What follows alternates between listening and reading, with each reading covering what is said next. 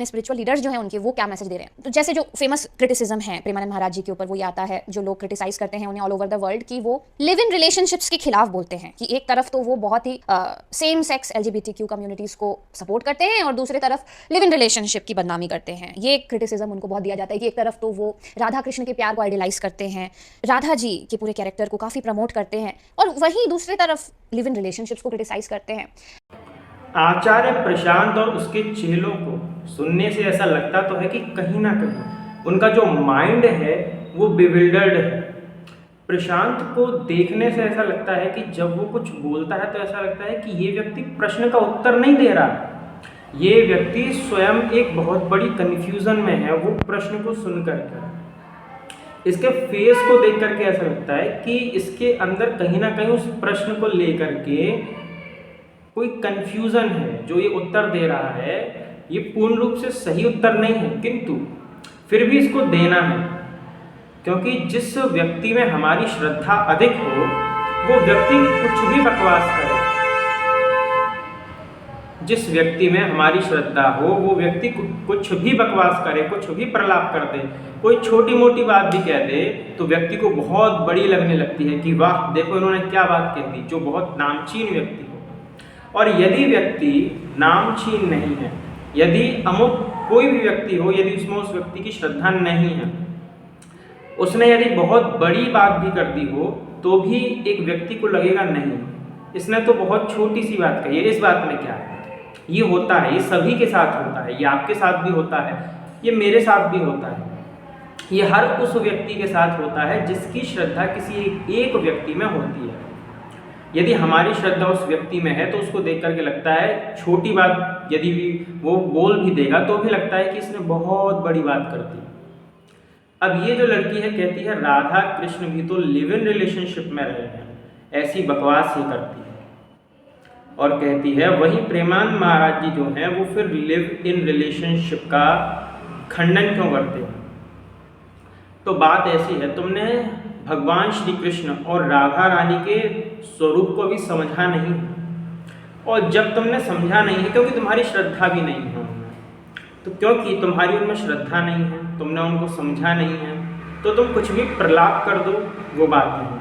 देखो हमारी भी श्रद्धा किसी एक व्यक्ति में होगी वो बात ठीक है, हम उसकी बात मानेंगे श्रद्धा रख करके, किंतु यदि किसी व्यक्ति में हमारी श्रद्धा नहीं है और उसकी बात हमको ठीक नहीं लगी, मतलब बात वो ठीक कर रहा है किंतु श्रद्धा बन नहीं पा रही है, तो उसकी बात का हम खंडन करने नहीं लग जाएंगे सीधा सीधा कि चलो इसकी बात का उठा करके खंडन करते हैं, क्योंकि इस व्यक्ति में तो हमारी श्रद्धा है ही नहीं।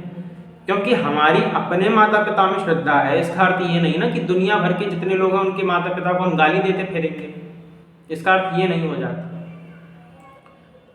तो जो इस लड़की ने बकवास की कि लिव इन रिलेशनशिप में राधा कृष्ण भी रहते थे, राधा कृष्ण के स्वरूप को क्या तुमने समझा है? राधा कृष्ण का जो स्वरूप है वो क्या है, किस शास्त्र में वर्णित है राधा कृष्ण का स्वरूप? और तुम्हारा जो प्रशांत है जिसका तुम गुणगान किए करते हो, वो रामकृष्ण को भगवान तो मानता नहीं है। जब वो व्यक्ति रामकृष्ण को भगवान नहीं मानता तो तुम्हारा जो दिमाग है वो तो लिव इन रिलेशनशिप, संभोग और क्या कहते हैं गर्लफ्रेंड बॉयफ्रेंड, इन सब में ही चल सकता है। तुम राधा कृष्ण के स्वरूप को गर्लफ्रेंड बॉयफ्रेंड बना करके दिखा सकते हो, तुम राधा कृष्ण के स्वरूप को लिव इन रिलेशनशिप का नाम दे सकते हो, क्योंकि तुम्हारी बुद्धि वहीं तक है भाई।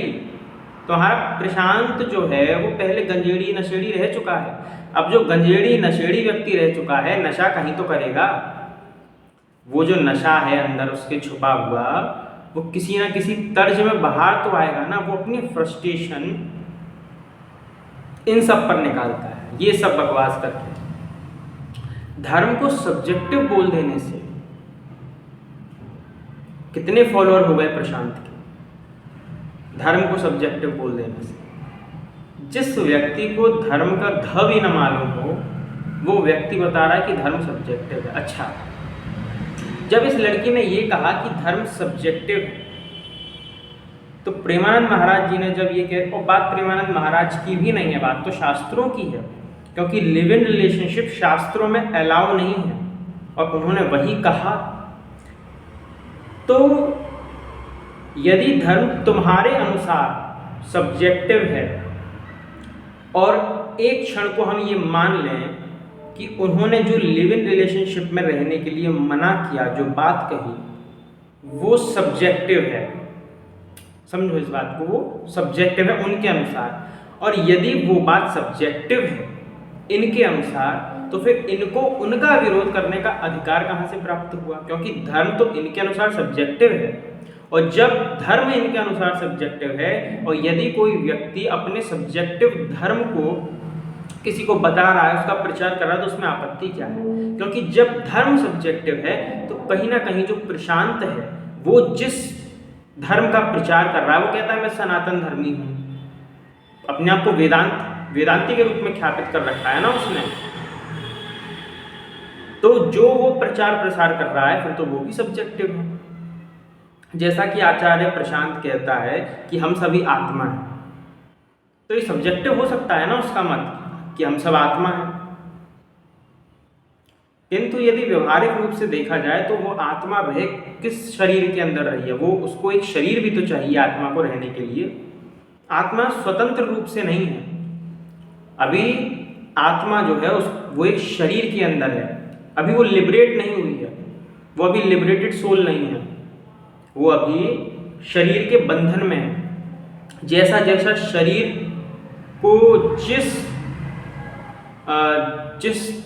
जिस प्रकार का एनवायरनमेंट शरीर को चाहिए, वो सब जो आत्मा है वो सब शरीर के लिए करेगी। जैसे कि यदि शरीर को भूख लग रही है तो आत्मा हर वो प्रयास करेगी कि किसी भी प्रकार से शरीर के भूख की निवृत्ति हो। आत्मा हर वो प्रयास करेगी, यदि हमारे शरीर को गर्मी लग रही है तो हर वो प्रयास करेगी कि हमारे शरीर को शीतलता पहुंचे। आत्मा हर वो प्रयास करेगी कि यदि हमारे शरीर में किसी प्रकार का रोग है तो उसको डॉक्टर के पास जाकर के निवृत्त कराया जाए, उसका इलाज कराया जाए, उसको ठीक कराया जाए। तो ये व्यक्ति कहता है कि हम सब आत्मा हैं।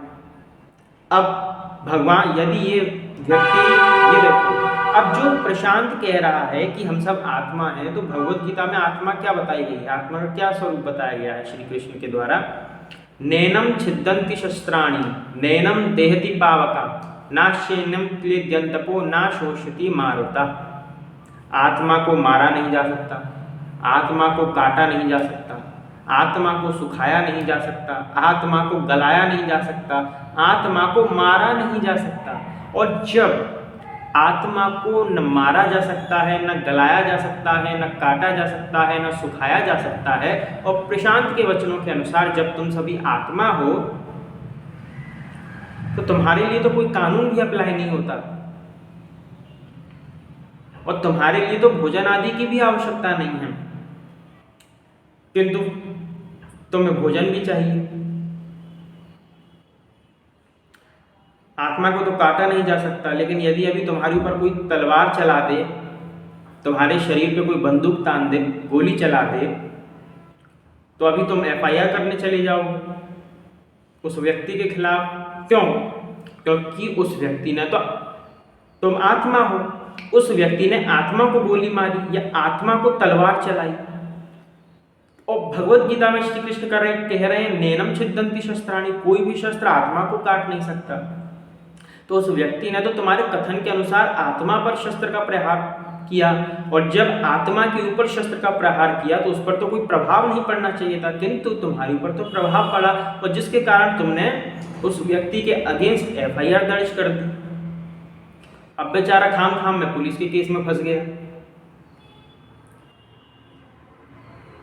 तो जो तुम्हारा शरीर है, अभी तुम शरीर के अंदर हो, तो शरीर के अनुकूल जो धर्म है उनका भी तुम्हें पालन करना पड़ेगा। तो व्यवहारिक रूप से जिस प्रकार से आत्मा को शरीर प्राप्त हुआ, यदि आत्मा को कुत्ते का शरीर प्राप्त हुआ है उदाहरण के लिए, तो यदि हम सब आत्मा है तो कुत्ता भी एक आत्मा ही है, यही मानना पड़ेगा ना। क्योंकि जितने शरीर है, 84 लाख योनियां बताई हैं शास्त्रों में, तो 84 लाख की योनियां बताई हैं, फिर तो सबके अनुसार सब आत्मा है। तो इसके अनुसार जब सभी आत्मा हैं तो किसी में भेदभाव नहीं होना चाहिए। यदि कोई मनुष्य कुत्ते से भी विवाह कर ले या गधी से भी विवाह कर ले तो आत्मा है, और विवाह की तो बात छोड़ दो, क्योंकि आत्मा में विवाह क्या होगा, आत्मा की तो बात ही छोड़ दो, उसमें विवाह क्या होगा, क्योंकि भेद ही नहीं करना चाहिए। पहली बात तो सब में अभेद हो जाना चाहिए। कुछ बात समझ में आ रही है? इस व्यक्ति का जो कहना है कि श्री राधा और कृष्ण जो लिव इन रिलेशनशिप में रहते हैं, जो व्यक्ति उनको भगवान ही नहीं मानता, वो उनके स्वरूप को कैसे समझ सकता है? वो हमारी तरह उनको एक साधारण व्यक्ति मानता है, एक साधारण मनुष्य मानता है, जो कि भगवान श्री कृष्ण और श्री राम नहीं थे। भगवान श्री राम और भगवान श्री कृष्ण का जो शरीर है वो हमारी तरह मलमूत्र से व्याप्त नहीं था। उनका जो शरीर है वो दिव्य शरीर है। जिस प्रकार से अतल वितल तलातल महातल सुतल पाताल इत्यादि लोग होते हैं, ऊपर के साथ नीचे के साथ, तो ऊपर के साथ लो, नीचे के साथ लो, ले लो। एक एक क्रम से यदि बढ़ते जाएंगे तो हमसे अधिक दिव्यता ऊपर के लोकों में होती है। नागलोक नीचे है, नागलोक में भी इतनी दिव्यता होती है कि वहां के जो प्राणी होते हैं उनको जरा बुढ़ापा जो होता है वो व्यापता नहीं है, किंतु हमको तो बुढ़ापा भी व्यापता है। वास्तविकता में देखा जाए तो ये जो है आत्मा के लक्षण वो तो उन सब पे लागू हो जाते हैं, किंतु उनकी भी मृत्यु होती है। आत्मा की तो मृत्यु नहीं होती, सबसे बड़ी बात, आत्मा की मृत्यु होती ही नहीं। तो जब आत्मा की मृत्यु नहीं होती और इसके किसी चेले की या फिर इसी की मृत्यु हो जाए तो इसके शरीर को फिर शमशान घाट ले जाना पड़ेगा या नहीं ले जाना पड़ेगा? क्योंकि आत्मा की मृत्यु हो गई तो फिर व्यवहारिक कार्य करने की आवश्यकता क्या पड़ेगी? उसको अग्नि देने की भी आवश्यकता नहीं है। क्यों? क्योंकि आत्मा है। और इसके कथन के अनुसार आत्मा क्या है? जलाई नहीं जा सकती। भगवत गीता के अनुसार आत्मा जलाई नहीं जा सकती, उसके कथन के अनुसार ये आत्मा है। तो ये आत्मा जब मर जाती है तो व्यवहारिक कार्य तो इससे किए नहीं जा सकते, इसको जलाया तो जा नहीं सकता। फिर जल कैसे जाते हैं समझ में नहीं आता। फिर ये कहेंगे शरीर तो जल जाता है। तो भैया जब तुम शरीर के अनुकूल रख करके, हर व्यक्ति तुम शरीर को बीच में रख करके तुम वैवाहिक संबंध बना सकते हो, तुम भोजन कर सकते हो, तुम अपने मन की सारी इच्छाओं को शरीर को मध्यस्थ रख करके पूर्ण कर सकते हो, किंतु तुम शास्त्रों को पूर्ण रूप से स्वीकार नहीं कर सकते। तुम अपनी सारी इच्छाओं को शरीर को मध्यस्थ रख के पूर्ण कर लोगे, किंतु शारीरिक जो धर्म है, जो बताए हैं व्यवहारिक के शास्त्रों में, उनको तुम नहीं मानोगे। उनके लिए तुम ये कह दोगे नहीं भाई हम तो आत्मा है। जब तुमसे कहा जाएगा कि देव अर्चन करो, कर्मकांड इत्यादि करो, नहीं कर्मकांड करेंगे ना, कर्मकांड तो साधारण लोग करते हैं और हम वी आर लिबरेटेड सोल। वाह भाई वाह, तुम इतने ही लिबरेटेड सोल हो, आत्मा तो जलाई नहीं जा सकती, गलाई नहीं जा सकती, और आत्मा स्कूल जा रही है, कॉलेज भी जा रही है। प्रशांत के चेलों को और प्रशांत को क्या आवश्यकता है, मैं ये पूछता हूँ। जो प्रशांत इतना ज्ञान दे रहा है उसके चेलों को आवश्यकता क्या है कॉलेज या स्कूल जाने की? वो सब तो आत्मा है। आत्मा को कोई आवश्यकता है? नहीं है। मतलब तुमको शास्त्रों के नाम पर व्यभिचार को बढ़ावा देना है। तुम ये चाहते हो, तुम ये अपने नजरिए से देखते हो कि Radha Krishna live in relationship में रहे। तुम राधा कृष्ण के बारे में कितना जानते हो? यदि कोई व्यक्ति को मेरे बारे में इंफॉर्मेशन एकत्रित करनी हो, जानकारी एकत्रित करनी हो, तो मेरे बारे में यदि उसको जानकारी करनी हो, या उसके पास दो ऑप्शन है। देखो, पहला ऑप्शन तो ये है कि वो अपने मन से बनावटी बातें बनाए और मेरे बारे में प्रचार कर दे कि ये जो व्यक्ति है ये पाखंडी है, ये ऐसा है, ये वैसा। उसने मेरे बारे में कुछ पता नहीं किया है डिटेल में, लेकिन उसने अजम्पशंस ऐसी बना ली है मेरे बारे में कि उसको मेरा दुष्प्रचार करना है। तो दुष्प्रचार करने के लिए उसने क्या किया, मेरे बारे में गलत जानकारियां फैला दी, अजम्पशंस लेकर के। ठीक है। दूसरा ऑप्शन उसके पास ये है, अगर ठीक ठाक व्यक्ति है तो दूसरा ऑप्शन उसके पास ये है कि मेरे जो मित्रगण होंगे मेरे जो परिवार के जन होंगे उसको यदि मेरे बारे में इन्फॉर्मेशन चाहिए तो कैसे लेगा? मेरे जो मित्र हैं उनसे पूछेगा, और उनसे भी अधिक क्लोज तो हम अपनी फैमिली के रहते तो फैमिली मेम्बर से पूछेगा, मेरे भाई बहन होंगे उनसे पूछेगा जा करके कि ये व्यक्ति क्या है, कैसा, इसके बारे में पूरी जानकारी दो, क्या क्या इसने किया है, क्या नहीं है। तो उसको मेरे परिवार से ही तो पूरी इन्फॉर्मेशन मिलेगी। तो ठीक इसी प्रकार से राधा और कृष्ण की इन्फॉर्मेशन की लिव इन रिलेशनशिप में रहते हैं, तुमको कहाँ से मिली? तो तुमने स्वयं ही ये अजम्पशन बना लिया कि वो लिव इन रिलेशनशिप में रहे। कैसे? किससे पूछा तुमने? शास्त्र तो ऐसा नहीं कहते। तो यदि राधा कृष्ण के स्वरूप को जानना है तो फिर क्या करना होगा? जो संत जन हैं, जिन्होंने परंपरा से शास्त्रों का अध्ययन किया है, उनके पास जाना होगा, उनसे जानना होगा कि वास्तविकता में राधा कृष्ण का स्वरूप क्या है। ये तुम स्वयं ये नहीं कह सकते कि वो लिव इन में रहते हैं।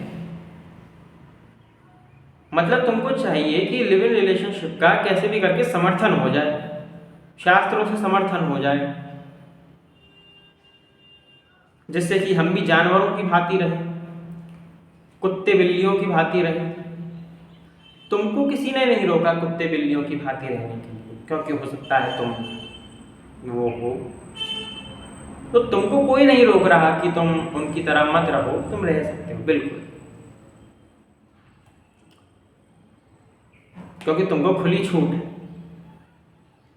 क्योंकि जो जानवर और मनुष्य होते हैं उनमें केवल एक ही भेद होता है, वो धर्म का होता है। बाकी सारी वस्तुएं तो बिल्कुल एक जैसी हैं। उनमें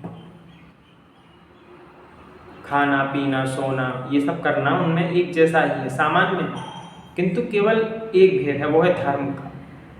जानवरों के पास कोई धर्म नहीं है, किंतु मनुष्य के पास धर्म है। जानवर संबंध स्थापित करते हैं, जानवर भी बच्चे पैदा करते हैं, मनुष्य भी संबंध स्थापित करता है और मनुष्य भी संतान की उत्पत्ति करता है। जानवर भी खाते पीते हैं, मनुष्य भी खाता पीता है। जानवरों को भी सुख दुख होता है, मनुष्य को भी सुख दुख होता है। अंतर क्या है? अंतर है धर्म का। और ये धर्म क्या है? इनके अनुसार तो सब्जेक्टिव है, हमारे अनुसार नहीं है। जो जानवर भोजन कर रहा है उसको उसकी विधि नहीं पता कि भोजन किस प्रकार किया जाता है, किंतु मनुष्य रूप में होने के कारण हमको हमारा ये धर्म है कि हम भोजन को किस विधि से करें। भोजन करने की एक विधि है, भोजन करने से पहले किस मंत्र का जाप करना चाहिए, इसकी एक विधि है, जो कि मुझे लगता है प्रशांत के पास नहीं है। तो प्रशांत किसके इक्वल हुआ? प्रशांत और उसके चेले इक्वल टू डॉग्स या कैट्स, ठीक है। तो और संतान उत्पत्ति, बिना गृहस्थ आश्रम में प्रवेश किए, बिना गृहस्थ आश्रम में प्रवेश के बिना विवाह किए कुत्ते और बिल्ली जो है वो संतान उत्पन्न करते हैं। फिर 2 दिन बाद किसी और के साथ, कल परसों तरसों इस प्रकार किसी और के साथ चलता रहता है। किंतु हमारे में क्या है? एक शुद्ध विशुद्ध परंपरा, एक स्त्री एक पुरुष दोनों आपस में एक दूसरे का वर्ण करते हैं, जिसमें विधि विधान से मंत्र उच्चारण पूर्वक अग्नि को साक्ष्य रख करके विवाह होता है, फिर संतान उत्पन्न की जाती है, फिर गर्भाधान संस्कार होता है। विवाह संस्कार नाम दिया गया है, एक्सीडेंटल विवाह नहीं। ये जो कोर्ट मैरिजेस होती हैं इनको विवाह नहीं कहते, ये तो एक्सीडेंट है। जैसे कोई व्यक्ति सड़क पर चल रहा हो बहुत आराम से और गाड़ी आकर के उसको ठोकर मार जाए तो व्यक्ति गिर जाता है। ठीक इसी प्रकार से जीवन में व्यक्ति चल तो रहा है किंतु उसको ठोकर लग जाए, किसकी? अधर्म की। तो अधर्म रूपी जो ठोकर उसको लगती है, फिर वो व्यक्ति चौड़े मुंह करके गिर जाता है। जो आजकल कोर्ट मैरिजेस ये सब हो रही हैं, ये पहली बात तो धर्म के अंतर्गत नहीं आता। ये विवाह संस्कार नहीं होता, संस्कार का आधान करना पड़ता है मंत्रों के द्वारा, समझे। तो जो तुम आसानी से कह देते हो ना कि राधा कृष्ण जो है वो लिव इन रिलेशनशिप में रहते थे, तुम रह लो जाकर के। भगवान कृष्ण की 16,108 रानियां थी, तुम्हारे अंदर सामर्थ्य हो तुम कर लो। चित्रकेतु की तो 1 करोड़ रानियां थी, श्री कृष्ण की तो भी 16,108 है। चित्रकेतु की 1 करोड़ रानियां थी। 1 करोड़ रानियों के जरा हिसाब लगाओ, उसके पास कितना वैभव होगा, कितने महल होंगे, और फिर कितनी संतानें होंगी, और उसके अंदर बल कितना होगा संतानों को उत्पन्न करने के लिए, उसके पास ऐश्वर्य कितना होगा, उसका भी तो अंदाजा लगा लो। और फिर उसका जाति देखो, फिर उसका गोत्र देखो ना। लेकिन वो सब नहीं देखना हमको तो कुत्ते बिल्लियों की तरह लिव इन रिलेशनशिप में रहना है। ये है तुम्हारा धर्म जिसको तुम प्रमोट करते हो। सनातन धर्म के नाम पर जो तुम कचड़ा परोस रहे हो लोगों को, इसको तुम धर्म कहते हो। ये धर्म नहीं है, ये धर्म के रूप में विकृति है, एक वायरस है जो तुम लोगों के अंदर डाल रहे हो। वायरस क्या होता है? वायरस हमारे शरीर के अंदर जाकर के हमको नष्ट करता है। ठीक इसी प्रकार से ये अधर्म रूपी वायरस तुम लोग जो फैला रहे हो ज्ञान के रूप में, जो अज्ञान का प्रचार कर रहे हो, वो भी लोगों के दिमाग में जाकर के उनके मस्तिष्क को नष्ट कर रहा है, उनके सोचने समझने की क्षमता को ही नष्ट करे दे रहा है। और जिन सनातन धर्मियों ने अपने शास्त्र नहीं पढ़े, वो इनके शास्त्रों को क्या पढ़ने बैठेंगे? और उनको कैसे पता चलेगा कि ये गलत है कि ये सही है? और जो व्यक्ति खुलेआम LGBTQ को प्रमोशन कर दे, उस व्यक्ति का क्या?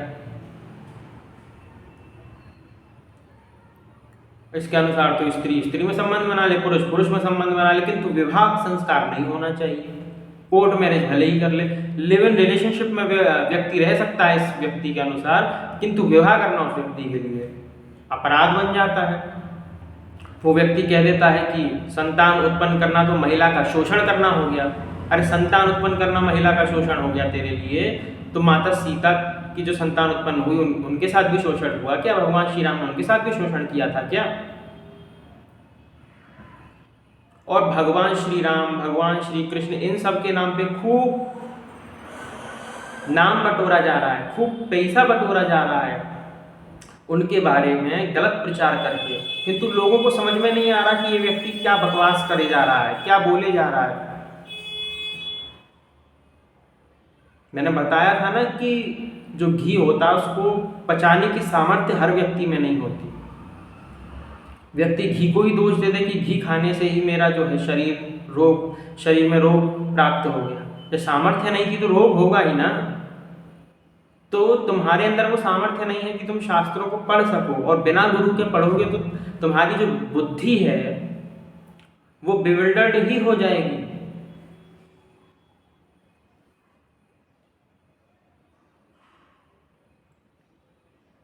तो तुम ये जो रोना रोते हो अपना वेदांतियों का, अपना प्रशांत का, वो प्रशांत केवल एक कचड़ा है, समझे। ठाकुर जी के विषय में इस प्रकार से बातें करने का अधिकार तुम लोगों का है नहीं। शास्त्रों, भाई जो व्यक्ति, मतलब वेदों का एक विधि निषेध होती है ना कि ये व्यक्ति वेदों का ज्ञान दे सकता है और उसका स्वरूप कैसा होना चाहिए। लेकिन इस प्रशांत को देखो, ये जूते पहन करके वेदों का ज्ञान दे रहा है। जो व्यक्ति जूते पहन, जिसको मर्यादा भी नहीं है वेदों के ज्ञान की, वो कोट पैंट पहन करके वेदों का ज्ञान दे रहा है। अब इस साधारण स्कूल में ही जाओ तो वहां पे भी एक क्राइटेरिया होता है ना, एक यूनिफॉर्म होती है, एक डिसिप्लिन होता है कि आपको इसी यूनिफॉर्म में आना है। तब वहां पे कोई हो हल्ला नहीं मचाता कि नहीं हम तो जैसे बन के आए, हम उसमें कोई बाधक थोड़ी है, ज्ञान तो हम ले ही लेंगे, नॉलेज तो हम ले ही लेंगे। तो ये थोड़ी है कि टाई पहनने से, बेल्ट पहनने से या स्कूल की यूनिफॉर्म पहनने से जो है तभी ज्ञान हमको प्राप्त होगा। ज्ञान तो हम वैसे भी प्राप्त कर सकते हैं यदि हम घर के कपड़ों में आ जाएं। उसमें कोई आपत्ति है क्या? नहीं, लेकिन फिर भी एक डिसिप्लिन होता है ना स्कूल का अपना, कि सभी लोग जो ज्ञान ले रहे हैं वहाँ स्कूल में बैठ कर के, उनकी एक पर्टिकुलर यूनिफॉर्म होगी जिसको सभी लोग पहनेंगे, और जो व्यक्ति नहीं पहनता उसको क्लास नहीं अटेंड करने दी जाती। ठीक इसी प्रकार से वेदों की मर्यादा है, एक डिसिप्लिन है वेदों का। जो व्यक्ति उसका पठन पाठन करेगा, गुरु का होना अत्यंत आवश्यक है, नियमों का पालन करना अत्यंत आवश्यक है, अनअध्याय कब होता है इसका पता होना अत्यंत आवश्यक है, कि वेदों का भी अनअध्याय होता है। इस समय वेदों का, आप ये सोचिए जो वेद हैं, यदि हम शौच इत्यादि करने के लिए भी जा रहे हैं तो वहां पर भी वेदों के मंत्र का स्मरण तक करना मना है, स्मरण तक करना निषेध है। यदि गुरु शिष्य को वेद पढ़ा रहा हो और बीच में से यदि कोई चूहा या बिल्ली चली जाए तो वहां पे अनध्याय हो जाता है, वेद तुरंत बंद। यदि वेद पढ़ा रहा हो गुरु शिष्य को और बारिश का मौसम हो जाए और बिजली कड़कने लग जाए तो वहां पे अनध्याय हो जाता है, वेद पढ़ना बंद। यदि किसी शिष्य के घर पे किसी की मृत्यु हो गई है, अशौच हो गया है, तो वहां पे वेद पढ़ना बंद, उसके लिए अनध्याय हो जाता है। किंतु इस व्यक्ति के लिए 24 घंटे आप वेद पढ़ो, जूते चप्पलों में वेद पढ़ो, और कुछ मर्यादा का ज्ञान नहीं इसको। ये इनका डिसिप्लिन है। जो व्यक्ति स्वयं डिसिप्लिन में नहीं है वो दूसरों को डिसिप्लिन सिखा रहा है, वो दूसरों को मर्यादित रहना सिखा रहा है। कमाल की बात ये है।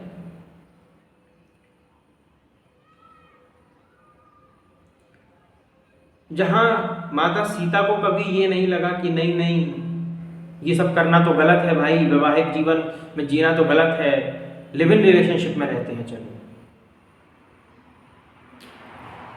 क्या माता सीता लिव इन रिलेशनशिप में रही? जाके पूछो प्रशांत से।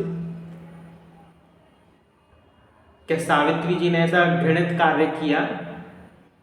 नहीं, लेकिन तुम लोग करोगे, तुम हर वो व्यभिचार करोगे जो शास्त्रों में निषेध है, क्योंकि जब तुम ये सब व्यभिचार करोगे तभी तुमको व्यूज मिलेंगे, तभी तुम्हारी फ्रेंड फॉलोइंग बढ़ेगी, और जो आज का युवा है उसको भटका करके तुम कली पुरुष का कार्य संपन्न करोगे। चेलो तो तुम उसी के हो, लक्षण तो तुम्हारे सब वही हैं। पाखंड का विस्तार, पाप का जो खंड होता है उसे पाखंड कहते हैं। जो इंद्रदेव थे उन्होंने पाखंड का रूप धारण कर लिया और मोहित करने लगे सभी को। तो वो जो रूप है, ब्रह्मा जी ने कहा कि इंद्र का जो पाखंड का छोड़ा हुआ रूप है वो ही जो है मनुष्यों ने स्वीकार कर लिया, वो ही कुछ मनुष्यों ने स्वीकार करा पाखंड को, और उन्हीं में से ये प्रशांत चल पड़ा है ओशो की सस्ती कॉपी बन करके। अभी ओशो की सस्ती कॉपी बन करके लोगों को गुमराह कर रहा है। आज ये कर रहा है, कल इसके जैसे और अनेक व्यक्ति आएंगे जो समाज का शोषण करेंगे। ये व्यक्ति समाज के पोषक नहीं हैं, ये व्यक्ति समाज के शोषक हैं, जो लोगों को मानवीय प्रवृत्ति से हटा करके एक पशुवत प्रवृत्ति की ओर अग्रसर कर रहे हैं, पशुवत जीवन तुम्हारा बना रहे हैं। और जो व्यक्ति पशुवत व्यवहार, जिस हमारे धर्म में ये बताया गया है कि हमको भोजन कैसे करना चाहिए, है ना, विवाह कैसे करना चाहिए, संतान उत्पत्ति किस प्रकार हो, उसका पूरा एक मर्यादा है धर्मशास्त्र के अनुसार। वहीं पर ये व्यक्ति धर्म को सब्जेक्टिव बताता है, माने कि अपने अनुसार तुम कुछ भी करो, तो व्यक्ति कुछ भी कर रहा है,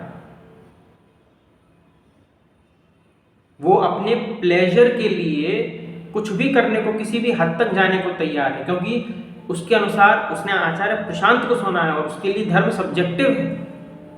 और वही ये जो क्या लेटेंट शो हुआ था, इस पर जो रणवीर अलाहाबादिया ने जो प्रलाप किया था, वो किसको सुनकर के किया हुआ? इन आचार्य प्रशांत जैसे लोगों को। आज यदि धर्म सब्जेक्टिव है ना, तो जितने लोग गालियां दे करके करोड़ों रुपए कमा रहे हैं, इसका अर्थ ये नहीं है कि गालियां देना ठीक है या गालियां देना सही है। फिर ये लड़की कहती है कि धर्म है तो सब्जेक्टिव। अब वो उनका व्यक्तिगत है कि वो लिव इन रिलेशनशिप का मना कर रहे हैं, किंतु वो इंटरनेशनल लेवल पे, इंटरनेशनली कितने लोग उनको सुन रहे हैं, कितने लोग उनके संपर्क में हैं, और जितने लोग उनके संपर्क में आ रहे हैं वो सभी जो है उनको सुनकर के कहीं ना कहीं उनके जीवन में ये सब बातें आएंगी, तो कहीं ना कहीं हमारा जो समाज है वो इनको सुनकर के प्रभावित होगा। अब इस को ये भी डर है कि उनकी व्यक्तिगत बात है, किंतु उस उनकी व्यक्तिगत बात को सुनकर के पूरा समाज प्रभावित होगा। तो तुम्हारे प्रशांत को सुनकर भी तो समाज प्रभावित हो रहा है, उसकी भी तो व्यक्तिगत बातें हैं, धर्म के अनुकूल तो है ही नहीं कुछ। मतलब अपनी बात से अपना ही खंडन। तुम्हारा प्रशांत क्या है, वो धर्मशास्त्र के अनुकूल चल रहा है क्या? उससे कितने सारे लोग जुड़े हुए हैं, और वो जितना प्रलाप करता है सब लोगों के माइंड में भरता है, लिव इन रिलेशनशिप और महिला का गर्भा जो है गर्भ में बालक नहीं होना चाहिए, संतान उत्पत्ति नहीं होना चाहिए, उसका निरोध कर देना चाहिए। तो ये सब प्रलाप नहीं है उस प्रशांत का? इससे कितने लोग दिशाहीन हो रहे हैं, कितने हिंदू जो है भटक रहे हैं।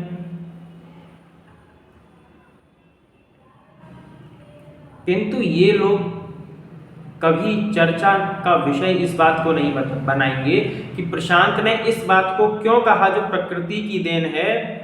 मीडिया ने भी आज तक कभी प्रशांत का प्रश्न खड़ा ही नहीं किया कि प्रशांत ने ये क्यों कहा कि महिलाएं जो हैं जो गर्भ धारण करती हैं, यदि संतान उत्पत्ति करती हैं तो उसका तो सौभाग्य है कि वो माता बन रही है, पुत्र को जन्म दे रही है या पुत्री को जन्म दे रही है, उसका ये सौभाग्य है कि वो माता कहलाई जाएगी।